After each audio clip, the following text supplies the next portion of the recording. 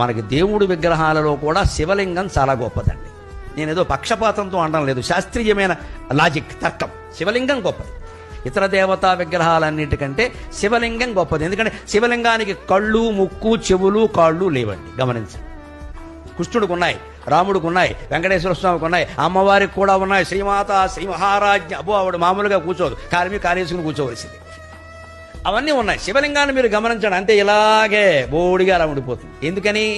అన్ని మీద నీళ్లు పోసినా జారిపోతాయి, పాలు పోసినా జారిపోతాయి, క్షీరాభిషేకం, తేనె పోసినా జారిపోతుంది, మధువుతో అభిషేకం, పళ్ళరసాలు పోసినా జారిపోతాయి, అన్నీ జారిపోతాయి. అంటే శివుడు ఏం చెబుతున్నాడు? నీ ఆత్మస్వరూపం ఇవన్నీ వచ్చాయి జారిపోతాయి, వచ్చాయి జారిపోతాయి, వదిలేయి వదిలేయి వదిలేయి. మాట వచ్చింది పోతుంది, చూపు వచ్చింది పోతుంది, వినికిడి వచ్చింది పోతుంది, స్పృహ వచ్చింది పోతుంది, అన్నీ పోతాయి. లింగం రూపంలో, శివుడు రూపంలో నువ్వు ఒక్కడవే మిగులుతావు. అదే చిదానంద రూప శివోహం శివోహం.